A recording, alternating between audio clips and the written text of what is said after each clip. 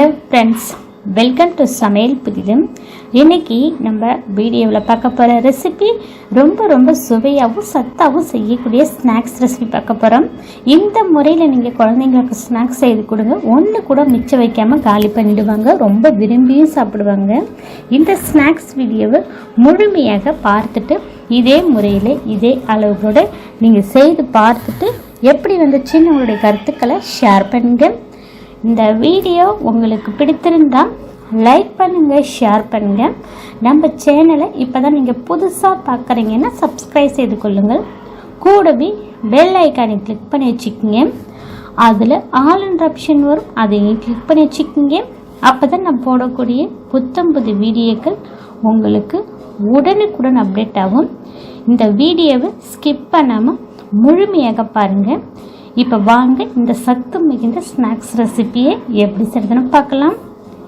இப்போ ஸ்நாக்ஸ் செய்யறதுக்கு ஒரு கனமான கடாய் வச்சுக்கங்க. கடாயை நல்லா சூடுபடுத்தி வச்சுருக்கு. கடாய் சூடானதும் 1 கப் அளவுக்கு காஞ்ச வறுக்காத வேர்க்கடலை சேர்த்துருக்கேன். பச்சை வேர்க்கடலை செய்ய முடியாது, காஞ்ச வேர்க்கடலை தாங்க இந்த ஸ்நாக்ஸ் செய்ய முடியும்.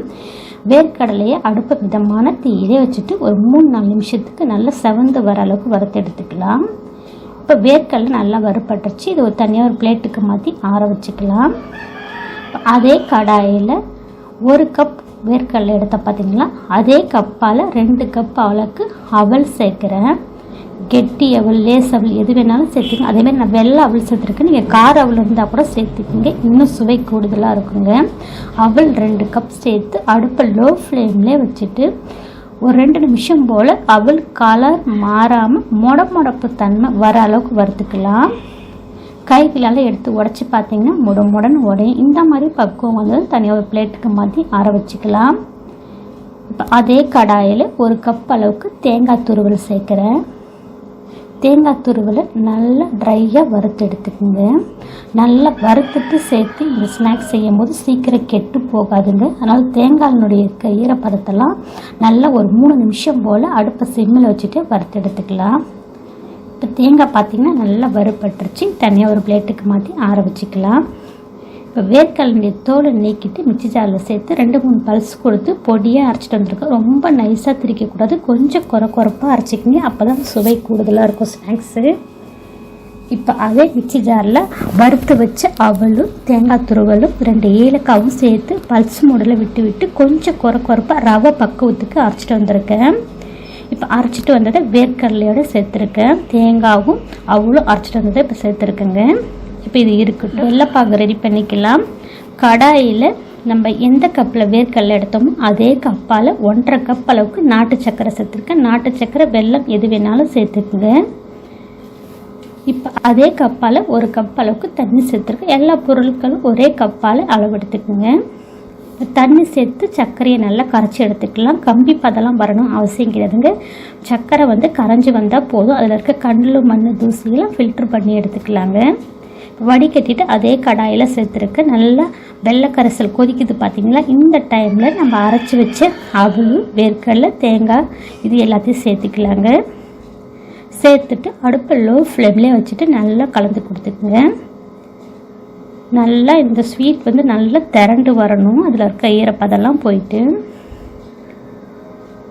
நல்லா ஒரு 3 நிமிஷம் போல் நல்லா மிக்ஸ் பண்ணிக்கோங்க. அடுப்பை வந்து சிம்மிலே வச்சுடுங்க. நல்லா கெட்டியாக திரண்டு வந்துருச்சு பாருங்கள். இந்த மாதிரி பக்குவம் வந்து ஸ்டவ் ஆஃப் பண்ணிவிடுங்க. இப்போ இதை ஆஃப் பண்ணிவிட்டு தனியாக ஒரு பிளேட்டுக்கு மாற்றி வச்சுக்கலாங்க, ஆறி வரட்டும். இப்போ இந்த ஸ்நாக்ஸுக்கு கொஞ்சமாக முந்திரி, திராட்சை, பாதாம், பிஸ்தா நீங்கள் எந்த பருப்பு வேணாலும் நட்ஸு சேர்த்துக்கிங்க. குழந்தைங்களுக்கு கொடுக்குற மாதிரியா இருந்தால் நான் வெறும் முந்திரி மட்டும் 2 டீஸ்பூன் நெய்யில் வறுத்துட்டு சேர்த்துருக்கேன்.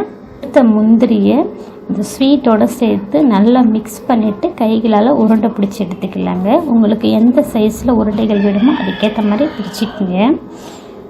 இப்போ எல்லா உருண்டைகளும் பிடிச்சி எடுத்தாச்சுங்க. மீடியம் சைஸில் உருண்டைகள் பிடிச்சி எடுத்துருக்கேன்.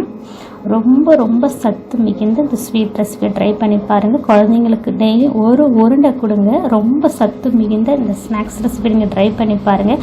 குழந்தைங்களுக்கு ஸ்கூலில் ஸ்நாக்ஸுக்கு இந்த மாதிரி ஸ்வீட்டு செய்து கொடுங்க. ரொம்ப ரொம்ப விரும்பி சாப்பிடுவாங்க. ஒரு பருக்கு கூட இந்த ஸ்வீட்டை மீதி வைக்க மாட்டாங்க. ரொம்ப விரும்பி சாப்பிடுவாங்க. இந்த மாதிரி சத்து மிகுந்த வேர்க்கடலை உருண்டையை நீங்களும் செய்து பார்த்துட்டு எப்படி இருந்துச்சு உங்கள் கருத்துக்களை ஷேர் பண்ணுங்கள். இந்த ஸ்வீட் பார்த்தீங்கன்னா கிட்டத்தட்ட பார்த்தீங்கன்னா 10லேருந்து 15 நாள் ஸ்டோர் பண்ணி வச்சு சாப்பிடலாம். சீக்கிரம் கெட்டு போகாதுங்க. நம்ம நல்லா வறுத்துட்டு செஞ்சுருக்கோம். தேங்காவெல்லாம் ஈரப்பதெல்லாம் இல்லாமல் கண்டிப்பாக இதே முறையில் இதே அளவுகளோட இந்த ஸ்வீட்டை நீங்கள் செய்து பார்த்துட்டு எப்படி வந்துச்சுன்னு உங்களுடைய கருத்துக்களை ஷேர் பண்ணுங்கள். இந்த வீடியோ உங்களுக்கு பிடித்திருந்தால் லைக் பண்ணுங்கள், ஷேர் பண்ணுங்கள். நம்ம சேனலுக்கு மறக்காமல் சப்ஸ்கிரைப் பண்ணுங்கள். கூடவே பெல் ஐக்கானை கிளிக் பண்ணி வச்சுக்கோங்க. இந்த வீடியோவை ஸ்கிப் பண்ணாமல் பார்த்ததுக்கு நன்றி. வணக்கம்.